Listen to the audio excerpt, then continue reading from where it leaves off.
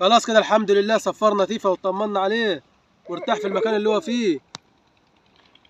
الحمد لله، ربنا يسترها عليه. اطمنت عليه، بس انت ابعد عينك عنه يا حاج مينا، مخليه يسترزق. يا اخي انا بس قلبي عليه وحبيب له الخير، ربنا يرزقه ويكرمه. انت دايما كده تقول لي عينك عينك. والله انا مدي اما خاف من عينك والله يا حاج مينا. لا ربنا يسترها عليه ما تقلقش. اهم حاجه ربنا يسترها عليه بس، وبعد كده كله سهل.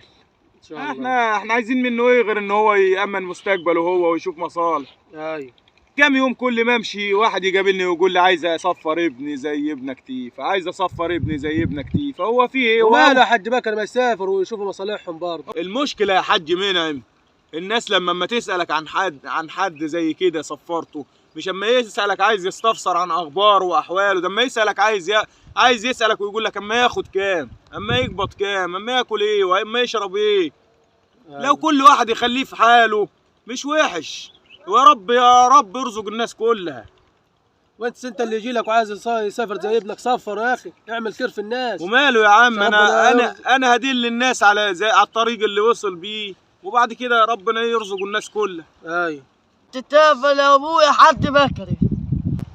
اما تقول ايه؟ اما تعملوا ايه؟ تتافل طيب. كده يا ابني انا هصفرك وهوديك الحاج بكري ونقعد معاه ونشوفه هيقول لنا ايه. عاد تتافل على الجو. على العموم يا ابني يلا بينا اوديك نشوف الحاج بكري. كده يا ابني انا هوديك عند الحاج بكري وهشوفه وهو نتفق معاه وليه في قرشين عند واحد اخدهم واصفرك عشان تتجوز. تعالى يا ابني. عليكم. السلام ورحمة الله. ازاي الحال يا حاج بكري؟ ازيك يا حاج منى، حصاوي؟ اخبارك ايه يا حاج بكري؟ الحمد لله. ابنك ده يا معلم حصاوي؟ ايوه حاج بكري يا ابني. اسمك ايه يا حبيب؟ ابن الديان يا عم. اسمك ايه؟ ابن الديان. هو ما يقول ايه يا معلم حصاوي؟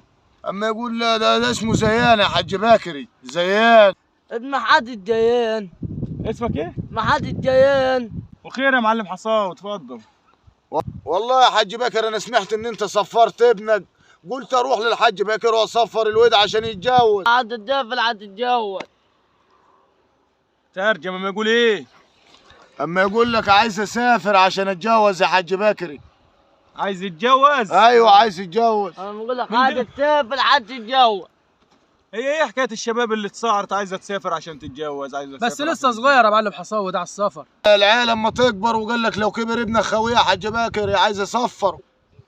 والله احنا خايفين عليه يا اخي، خايفين لا. عليه يتوه هناك ولا جرى له حاجه. لا يا حاج منعم عايز اصفر وده زهقني وخنقني. عاد تتافل حد لا تشتري عاد ابويا. بتشتري بيته عايز ايه بعد اللي عملته ده كله معاك؟ اخذت فين قلت تعطيك حلال يا قبوط. انت زهقت مني بعد ما كل اللي عملته معاك وعايز تشتري بيت يا ابن الخال. يتقلب.